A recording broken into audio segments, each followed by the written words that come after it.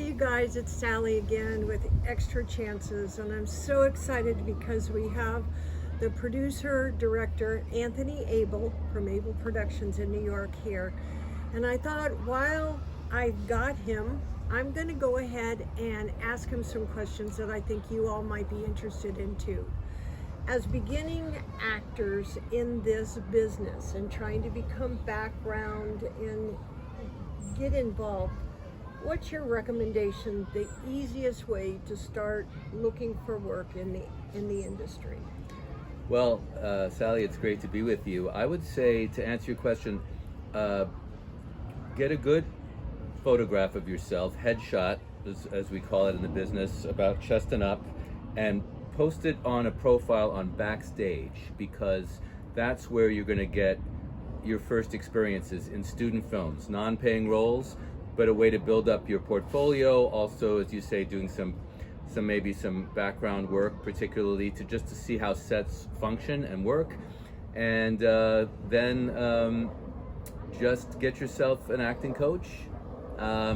But I think watching lots of movies and television these days, just study how they operate and how the actors are able to bring themselves into the character. I mean, sometimes acting, the best acting is no acting at all. It's finding a part of yourself in the roles that you play.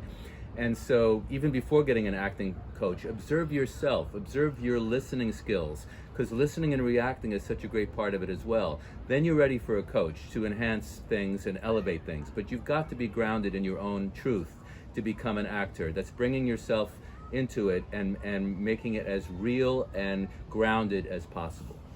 That's good. Well, I noticed when Damon and I started, we subscribed to all of these different websites that post casting notices. Right. And so you've recommended one called Backstage. Backstage. And right. That's where you start? That's where I would recommend starting because of all the myriad student films that are out there. And why? Just because of the student films? Or? Yes, I think that's the way to get experience, because they're not necessarily going to look at your resume and say, oh, I need a ton of experience. They're looking at actors that are starting out, that are willing to accept no pay for their work. That's true. So for those of us who don't have a resume or anything to start with, you don't have anything to put down for a resume. Yeah. How do people put together a resume so it'll be seen? Right. Any training or experience in high school or any level of schooling, any stage experience, special skills, things that you can bring to the table, like sports or playing a musical instrument. Of course, that is more pertinent for background work, because they're looking for people that have a certain skill set, like being a background tennis player or swimmer. But that's a start, and so any experience that you've had in school and any special skills that you can bring to the table. Okay, that's good. So headshots are important. Very important, yeah. A full body shot also? Maybe, yeah. As in the gallery, Backstage has a gallery of extra photos that you can put in there. But by the way, you don't have to spend a fortune on getting a good headshot. I mean, some of these phones today have incredible cameras on it. You just need, a kind of a simple background. You don't want to film it outdoors, really. The lighting is important on your face, and a very simple expression. Don't take a selfie in your car or in the bathroom on, with a wild background or cluttered background. Just very simple, one color background with good lighting on your face and an expression that shows that you're an artist, that has some mystique to it, some edge to it. Don't want to look like a passport photo, a big just smiley face, or a serious face. It has to have a little something artistic to it that shows a little edge and will get people interested in you. Cool. Another thing that they requested on these casting websites and what's asked is what's called a demo reel, which we looked at each other, it's like, what the heck is a demo reel? So can you explain what a demo reel is, and if you don't have experience, what do you do? Right, it's a good question. A demo reel, kind of self-explanatory, demonstrates your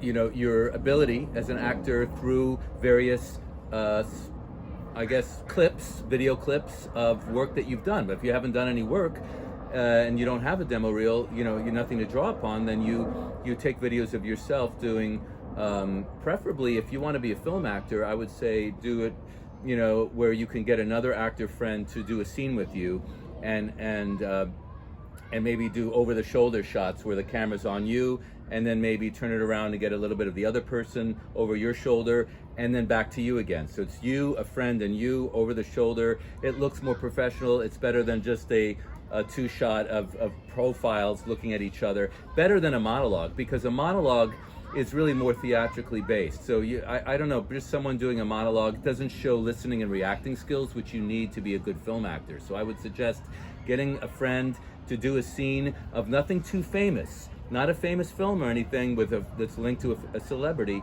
just something more obscure that shows your listening and reacting skills as well as your speaking voice. I would say no monologues.